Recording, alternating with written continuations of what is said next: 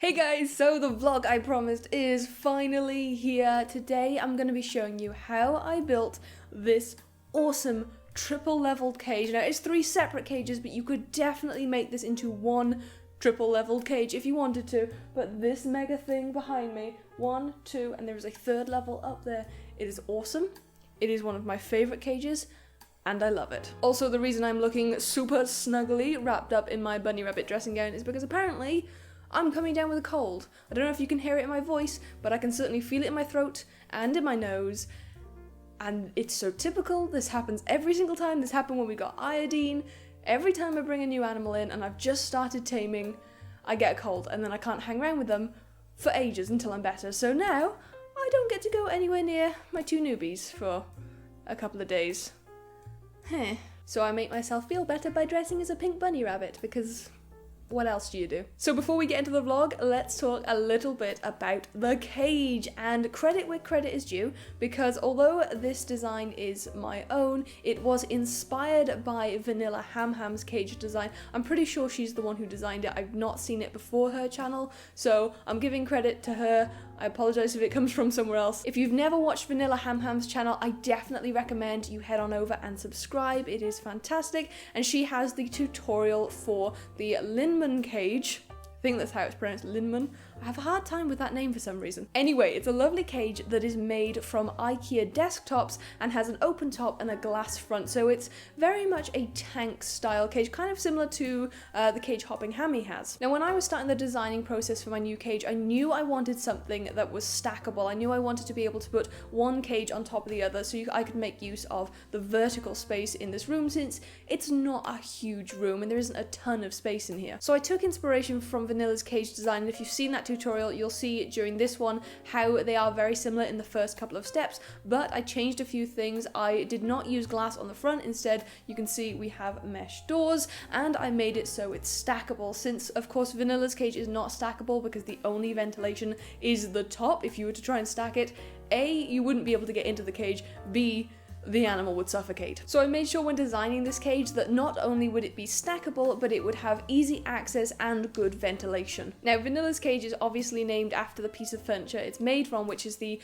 IKEA Linman desktop, so that's why it's called the Linman cage. So I didn't really want to also call this the Linman cage despite being made from the same desktops. I felt like it would be, first of all, a bit confusing, and also a Linman cage already exists and this is a different design, so I thought it needed its own unique name, and so I thought we'd give it a bit more of a personal name for this cage, sticking with the theme that we have for naming our small pets, which is the theme of science, if science can be a theme. And I thought the most appropriate name for such a tall cage would be the test tube, so that is the official name of this awesome cage. Now if you're just interested in watching the vlog itself on how I built this and you don't really care to build it yourself, or you don't need to know what materials were involved, then please feel free to skip ahead to this timestamp right here and that will take you straight to the vlog. If you want to know all the materials you need for it though, stick around.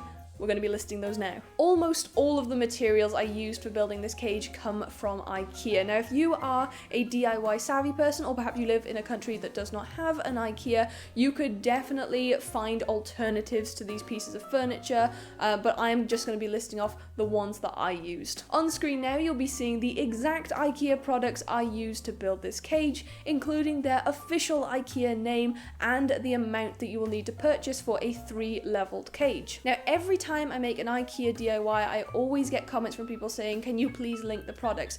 The reason I don't do that is because IKEA has an individual website for every country that they are located in. So unless you live here in Cyprus, then me linking the products to you is going to be no good. So if you want to find these products, all you have to do, go to Google, search IKEA and the name of your country. It should bring it up on the first search result, and then go to that website and in the search bar type in the official IKEA name of that product and it should bring it up for you. Also, the price will of course vary from country to country, currency to currency, so I can't give you an exact price, but the total cost for this cage for me was under 120 euros for 3 100 by 60 centimeter cages, so it's pretty good price. Now in the vlog you will see me using power tools to build this, and that's just because I happen to have them, but you definitely do not need them. So don't feel like if you don't have these big expensive power tools that you need to go out and buy them in order to build this cage. You absolutely do not. You could very easily build this with a simple hand saw, a hand drill, and a screwdriver. Obviously, if you're not using power tools, it is going to take a little more effort and a little longer, but you can still do it. Anyway, I think that's all the information I need to give you, and now we should be able to jump straight into the vlog. What you doing? Huh? So apparently the footage I had for this part of the video has gone walkabout.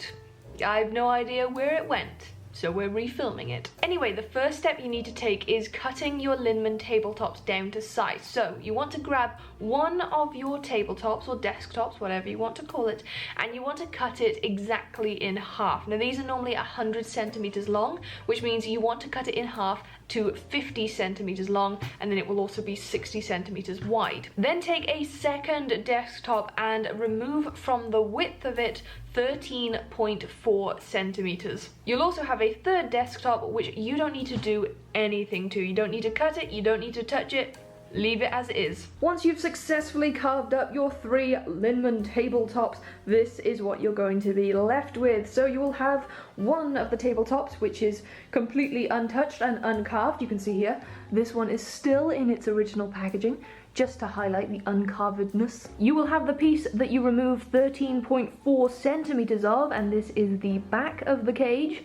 You can see where it's been cut right there. And you will have the tabletop that you cut directly down the center so that they measure 50 by 60 centimeters each, and these are going to be the sides of the cage. As mentioned, these 3 pieces are only going to make one level of the cage, so you'll need to do this for every single level that you decide to make. If you're going to make a 3-level cage like me, then you will need 9 of these, 3 that are cut like this, 3 that are cut like this, and 3 that are left intact. Okay, so we're going to take the untouched tabletop, leg it over so I can open it. Please try not to mind my funky, spotty socks. Apparently my pajama trousers are just too short to cover them up. Ah well. In order for me to join all of these pieces together, I need to drill a couple of pilot holes into this base. Now, I want to show you something that is very important. So this is the back piece. You can see that's where I cut it. And you can see at these ends here and here, you have these solid bits of wood, whereas in the middle, it's corrugated cardboard. So to make sure this back piece is really well secured onto the base, you want to drill your pilot holes in this end, and there's actually a really good marker for where to put your pilot holes exactly. If you notice on the bottom of these tables there are 5 little holes. These are supposed to be for putting in the legs that you can buy for this table. It's in this exact area that hard block of wood is located, so as long as you drill your pilot holes around this space, you know that you're going to get it in the right position to attach this piece of wood securely. Normally I would do the drilling on a workbench, but just so I don't have to move the camera around, I'm going to do it here, and I've placed a little bit of wood underneath just to help support it off the ground so I don't drill into the wooden floor. And I have a nice freshly charged drill, and I'm just going to drill my pilot holes straight in to this end. Hello little beetle, be gone. Make sure when you're drilling your pilot holes you go right through to the other side of the wood, and also don't forget to countersink your holes as well. You're also going to need to drill pilot holes into the side walls of your cage. So, first thing to note is the corrugated side is the bottom. This is going to be facing the floor on your cage. Second thing to make note of, the brown side is going to face outwards. We are going to paint that later, so don't worry about the way it looks, but just keep in mind that should be on the outside of your cage. You'll need to drill a total of 3 pilot holes in each of your side walls. On one of them, you'll need to put 1 pilot hole in each bottom corner, and you'll need to put 1 in one of the top corners. On the other side wall, you're also going to put 1 pilot hole in each of the bottom corners, but this time you're going to put a pilot hole in the opposite top corner. Something to take note of when you're putting the pilot holes in the bottom of these side walls, because this is just corrugated and does not have any of those harder pieces like in the back wall, it does mean that your drill is going to go straight through, so just be careful not to punch a hole in it. So if we just compare the 2 pieces, you can see we have a pilot hole in the bottom corners, the corrugated side of both pieces, but on the top we have no pilot hole here, but one here, and one pilot hole here, but none here. So those are in opposite corners. So now we're ready to fix everything together. We're going to start by fixing the back wall on. So this is the base of the cage, and I'm going to lie this with those pilot holes that we drilled on the floor, like that. Once again, this is something I would normally do on a workbench, but it's a bit easier for me to film if it's like this. Now, we have the back piece, and we're going to lie that white side facing up, corrugated side facing the base at a right angle. And taking 4 flat-headed screws, I'm going to screw those straight through the pilot holes that we drilled into the wall back here, and that's going to securely join this piece to this piece. With those two pieces joined, we can now join on the sides as well. So you've got the back of the cage, you've got the base of the cage. You want to take one of your side pieces and line it up so the corrugated bottom of it is facing the base of the cage. And once again, we're just going to screw this piece into place. One screw here, and one screw here. There is no pilot hole in this corner. Then of course you'll repeat the exact same thing on the other side of the cage with the other side wall. With the walls securely joined together, this is what the cage will look like, and you can see it's really starting to come together already. But now we need to add in a substrate border to make sure you can add plenty of substrate for digging in the bottom of your cage. To make a substrate border for this cage, you need to take the XP shelf and cut it down to 100 centimeters in length. You then also want to cut it in half, so you have 2 pieces that measure 14 centimeters in width. Here I have 1/2 of the XP shelf after it's been cut down, so this is now 14 centimeters wide and 100 centimeters long, and I of course have 2 of these pieces now, which is great because the other one can be used for making another one of these cages. And you can see that fits really snugly into the front of the cage and gives you plenty of depth for building up a nice burrowing area. So to fix this in place, I'm going to put a couple of screws in from this side. I'll put in one at the top, one at the bottom, same on this side, one at the top, one at the bottom, going right through into this piece of wood. And I may even put a couple in from the base going up just for extra security. And that's the basic frame of the cage finished. I always get questions from people asking if animal urine can damage the wood because it is wood, but that is so unlikely to happen because A, the wood is coated, which means your animal would have to produce a very large amount of urine in order for it to cause any kind of damage, and that's just not going to happen. And B, the substrate that you use in your cage, one of the main purposes is to absorb the small amount of urine that your animal produces, so it's not likely to touch the base of the cage anyway. But just to be extra safe, you can use a filler or an aquarium sealant just to fill in those gaps where the pieces of wood meet. A little tip to make this process easier and cleaner is to put down masking tape first, that way you're not going to end up with sealant all over your cage. The next step is going to be making the doors for the cage. Now I chose to make a single door that just swings outwards, but you could definitely adjust this to make 2 doors that swing outwards, or you could make a single door that swings down instead. Here's one of my pieces of wood for making the door frame. Now I found these to be a little bit too thick. I didn't really think this through before I bought them. However, there we go. If I just pop that in, you can see that's where it fits for the door. Now, if I were to put a second piece up here for the top half of the frame, you can see it doesn't leave a great deal of space for letting light in or letting ventilation in. So I want to make the frame a little thinner. So my idea is just to quite simply cut this piece of wood in half directly down the middle. Now I've measured this, and the halfway measurement for this wood is 3.4 centimeters. Now if you don't want to go through the effort of cutting this already narrow piece of wood in half, which is going to be a little bit fiddly and is going to take a little bit of work, then you can quite simply go to your local homeware store or somewhere that supplies wood and just buy wood that is already 3.4 centimeters in width, or as close to that as you can get. Here's what all parts of the frame look like once they've been cut. So this was once the single piece, I've cut it in half, so now we have two pieces that are 100 centimeters long and 3.4 centimeters wide, and we have two pieces here that are 32.5 centimeters long and again 3.4 centimeters wide. So now we're going to start putting the frame together. Now we're not going to be putting it together like this. I mean, you could do this if you wanted, but you would have to change the measurements of these shorter pieces to exclude the width of both the top and bottom pieces, but I'm not going to do that because I actually want to join these with an angle.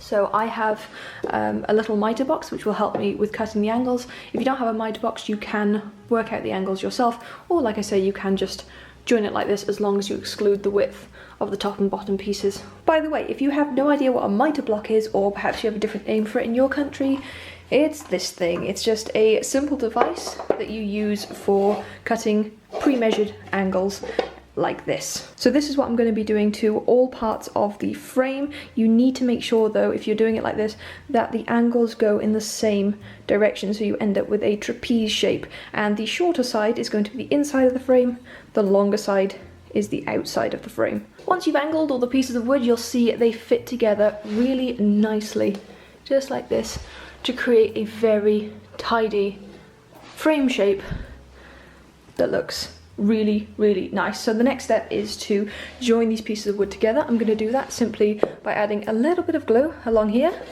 to help just keep them secure. I'm also going to be adding in a screw from this side. I'm going to drill a pilot hole through just so the wood doesn't split, and then I'm going to insert a flathead screw. I'm going to countersink it so it's nice and flush with the wood, and I'll just screw that straight into the piece of wood up there, and I'll do that for all the pieces so it's nicely joined together. For anyone who's not DIY savvy, I do apologise if I'm being too jargony. Hopefully this will make sense on at least a visual level, and if not, you can Google some of the terms that I'm using and you should be able to understand what's going on. For the record though, a pilot hole is a pre-drilled hole, usually done with a small drill bit like this one, that you drill before putting a screw in, just to prevent the wood from splitting. So that's really important when you're working with softwood like pine, which is what this is, or if you're working with very thin wood as well. So there we go, you can see that's the side I drilled in through, and that's where the drill bit came out, and now I'm going to be able to put a screw through that and know that the wood is not going to split. Before I do that though, I do want to countersink the hole from the outside, and to countersink it basically means to sort of create a kind of divot in the outside of the wood to allow the screw to sit flat in line with the wood. Because this is going to be a door, I need this wood to stay really flush, otherwise it's going to get caught. Every time you try and open and close it, it's going to be a pain. So I don't want the screw to be sticking out at all, which means I need to countersink it. Now you can get a bunch of different countersink tools. I just use an adaptation for my regular drill, and it's just a very simple, if this will focus, countersink bit, and that just goes onto my regular drill. And you just place the point of the tool into the pilot hole and you just drill until you've created a divot big enough for your screw to fit in. And there we go, that's what a countersink hole looks like. So now when I put the screw in, it's not going to stick out of the wood. Now one little piece of advice, the type of screw you use for this is important. If you use a round-headed screw, the countersink is basically going to have been worthless. There's going to be no point to it because that's still going to stick out. You need to use a flathead screw like this one, and you can see the shape of it is perfect for sitting in that little divot. So I will be drilling one more pilot hole and countersinking it in the other side of this piece of wood, and also in the other piece of wood for the top half of the cage. So you want to do this in your longest pieces of wood. So the pilot holes are drilled, they've been countersunk, and now it's just a case of putting the frame together. And before I do so, like I mentioned earlier, I'm going to add a little bit of glue to both ends, and that's just going to create a little bit of extra security. Now, you might want to use wood glue, which is a perfectly obvious and valid option. However, very cheap option that you may already have around your house, basic PVA glue. This works really well for gluing wood.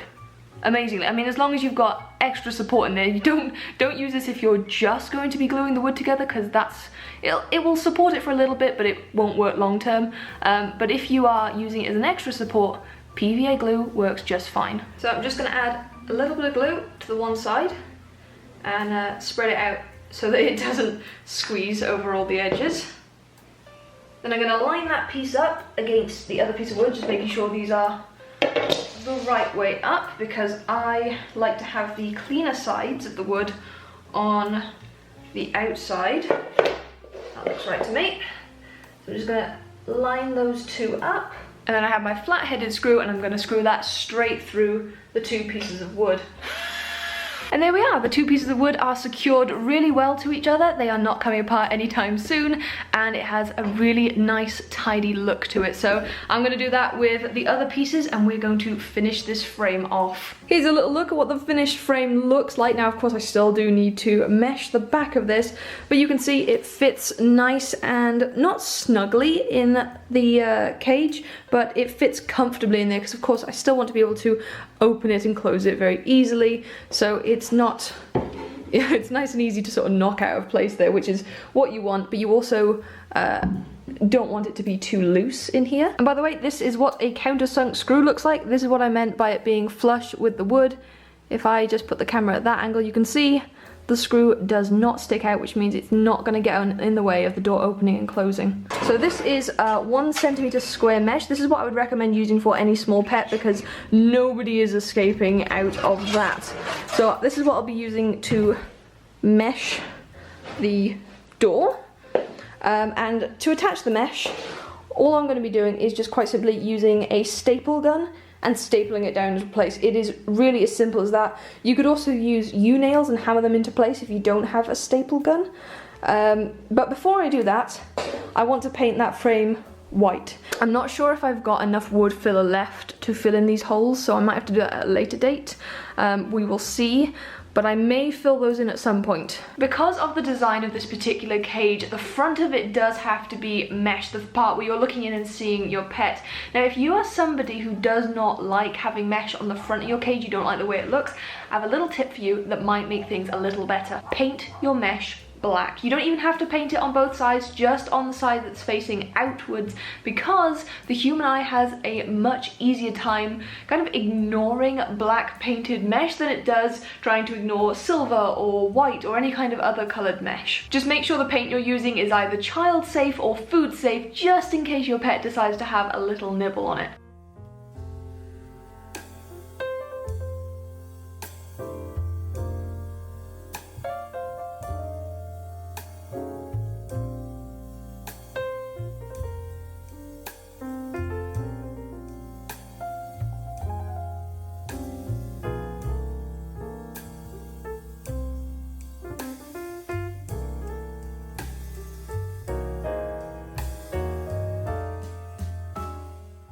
Welcome to my morning face. My hair's not cooperating today.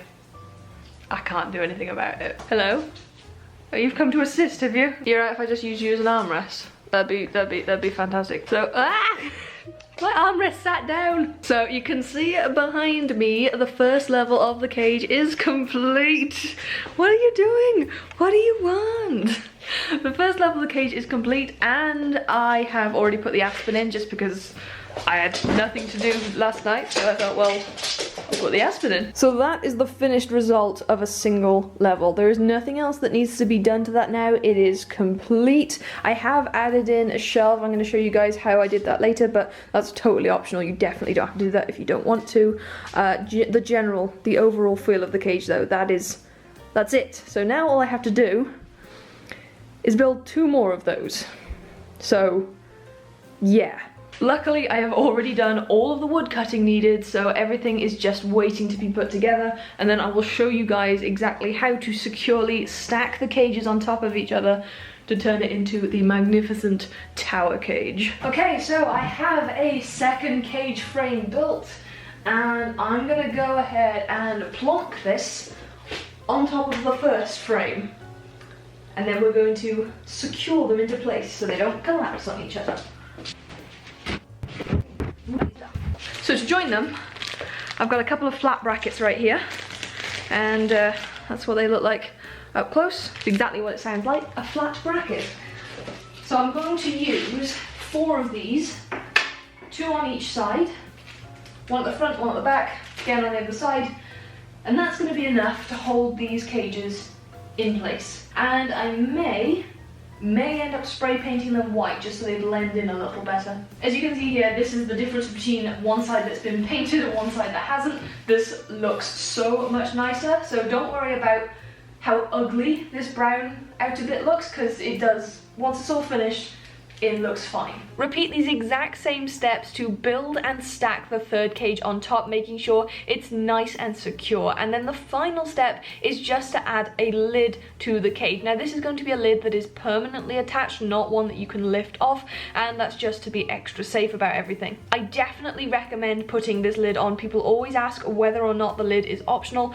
In this case, no, because if you keep an animal in that top cage and the lid is open, they are just going to climb up that mesh door and be straight out of there. Personally, I recommend putting lids on any of your cages, even if they have glass fronts, and that's just to be extra safe and extra cautious. I built the lid in the exact same way that I built the doors to the cage, but using slightly different measurements. I stapled the mesh onto the back, and then I just drilled it into the top using 4 screws to make sure it was securely held in place. Once the lid is securely attached, the cage is done. It's ready to use. It's ready for your animals to move into. If you want to, you can paint the sides of the cage as I have done. You don't have to do it white. You could do it any color you want, or even put some fancy wallpaper or something on there if you wanted to.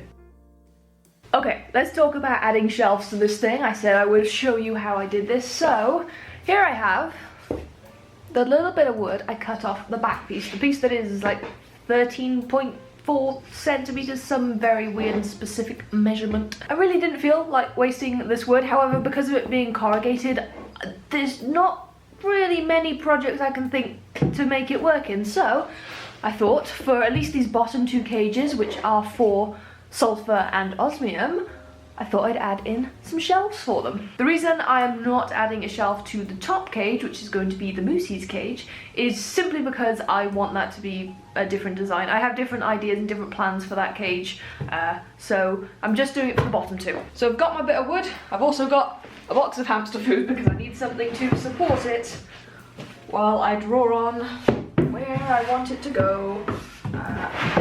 So I'm just going to place it there. I have a spirit level somewhere as well. Spirit level. Make sure everything's okay. Pretty much. Close enough, it'll do. Pencil. And I'm just going to draw a line along the back and along the sides as well. There we go. And I will use that as my guide for drilling in the pilot holes so I can fix this into place. Something to take note of, just like when we attach the back of the cage to the base, we have these solid bits of solid wood right here. So I'm going to be using those to drill the screws into from the back of the cage, rather than drilling them into the corrugated bit, which wouldn't offer any support whatsoever. So I'm just making sure I put my pilot holes in the 2 furthest ends. And I'm also going to put pilot holes on both of the side walls so that the shelf doesn't tip forward at all. Ta-da! Shelf. Definitely would recommend adding in some filler or sealant along the back of the shelf, just for a bit of extra protection. Or you're also probably going to need some kind of ramp or ladder system to help your animal get up to that shelf.